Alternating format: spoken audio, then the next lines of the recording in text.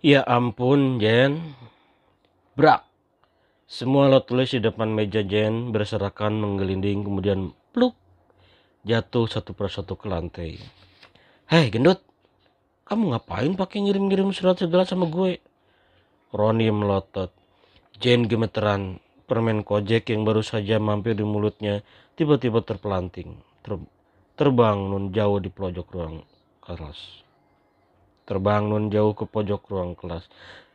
Tempat Pak Guru meletakkan spidol dan penghapus whiteboardnya. Kan mau ngucapin makasih, Jen tergagap.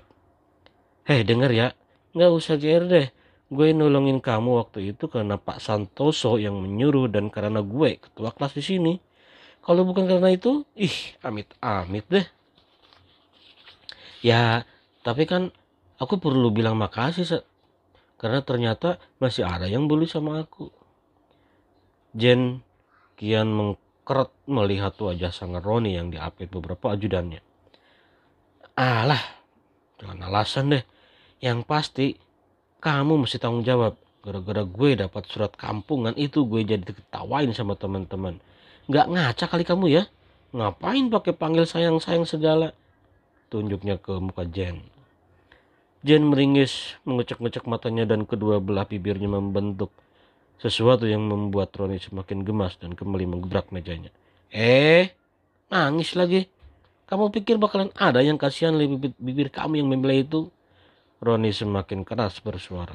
Pun suara tangis Jen. Habis kamu kasar banget sih sama aku. Mentang-mentang cakep, aku jelek, seenak aja bentak-bentak. Keluh Jen terbata-bata. Lagian kan salah aku nggak gede-gede amat. Aku cuma mau bilang makasih. Karena jarang lo ada orang sebaik itu mau nolongin aku waktu mau jatuh. Yang ada ngetawain doang. Emang kamu pantas diketawain kan? Roni tertawa terbahak-bahak disambut teman-temannya sambil berlalu. Setelah semua orang menyebalkan itu berlalu, John mengutip beberapa alat tulisnya kembali yang tadi terjatuh. Saat jam istirahat di kantin. Tahu nggak sih kalian si gendut kemana? Apa lo bilang Ron? Tumben nanyain si gendut. Kangen? Dari membenang Roni penuh selidik. Iya sih, kalau nggak ada dia kayaknya nggak seru. Gue kangen pengen ngejetak kepalanya. Jen, itu suara Jen, penyiar favoritmu Ron? Seru Delon. Suaranya memang oke banget ya. Itu jingle. Rekaman suaranya doang. Mana mungkin dia siaran jam segini. Pastinya juga nggak masih di sekolah. Yeay, bener-bener nih sampai hafal gitu dari menimpali. Nggak segitunya kali. Biasanya gue dengerin radio kalau jam 8 malam. Roni cuek saja sambil menyuap sesendok mie ayam di mulutnya. Emang lo yakin dia seumuran sama kita? Boleh gitu penyiar yang seumuran kita? Payah, nggak gaul sih. Zaman sekarang gitu. Roni tersenyum penuh kemenangan. Namanya juga Fencer, dia ya pastinya tahu semua dari menguatkan kemenangan Roni. Lo udah pernah ketemu sama aslinya? Delon kian penasaran. Dijawab Roni dengan geleng kepala. Dia masih sekolah? Masih sekolah? Seusia sama kita? Delon berprasangka. Lo pernah mikir nggak kalau Jen siaran di radio itu sama dengan Jen yang ada di kelas kita? Ngaco. Nggak mungkin. Gue yakin Jen yang ini cantik banget.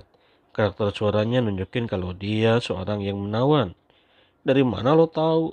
Belum tentu Ron. Delon mempertahankan pendapatnya. Iya. Sebenarnya si gendut itu kemana ya? Nah kan. Kemarin dia ngambil alat tulis gue tahu. Balas dendam kali itu anak.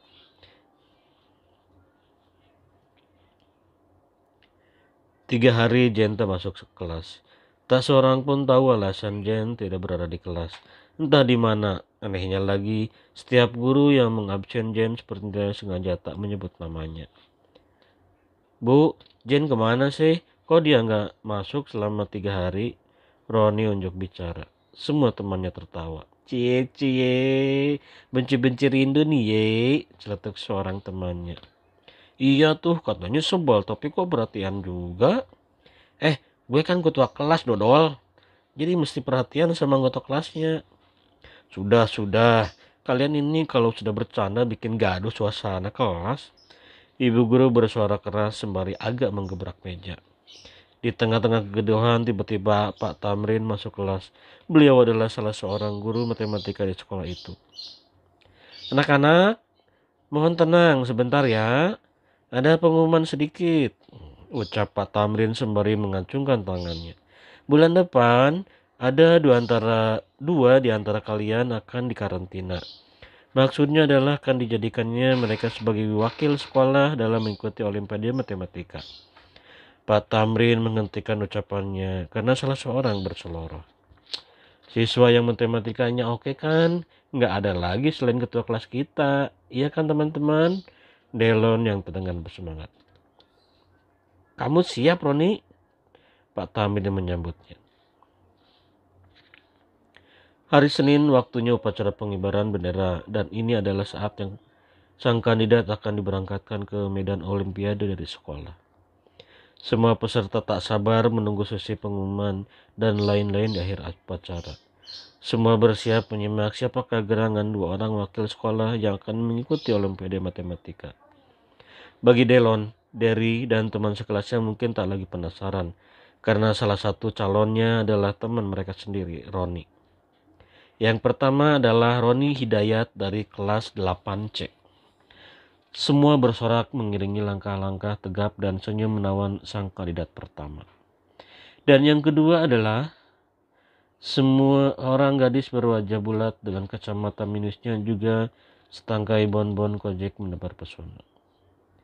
Vivia Jen juga dari kelas 8C. Sorak dan tepukan tangan berganti gumaman panjang. Hah? Ya ampun Jen. Jen si bonbon itu jadi kandidat Olimpiade Matematika. Wah, mereka memang jodoh ya. Mana mungkin. Perasaan nggak bisa apa-apa deh. Suruh senam aja jatuhnya beberapa kali. Ya ampun Jen. Pede banget sih kamu. Permen kojeknya nggak pernah lepas gitu. Sebelum pindah sekolah di sini, dia kan memang pintar, orangnya smart. Cuma karena orang-orang lebih liatin penampilannya doang, jadi nggak ketahuan pintar apa enggak. Semua menggumam menurut versinya masing-masing. Tak hanya teman-teman yang kaget, Roni lebih kaget, shock malah. Ya ampun, akhirnya kita akan bersama sayang. Goda Jen melirik ke arah Roni. Diam kamu gendut, permen tuh lepasin dulu, masih upacara tahu. Ye, sok merintah. Biarin aja lagi. Ada dispensasi. Pak Kepala Sekolah aja nggak melarang kok. Emang kamu siapa? Berani-beraninya nyuruh. Balas Jen cuek. Berani melawan, awas loh. Terserah deh kamu mau ngomong apa. Pokoknya kita akan bersama selamanya. Jen tertawa senang karena berhasil membuat hati Roni jengkel.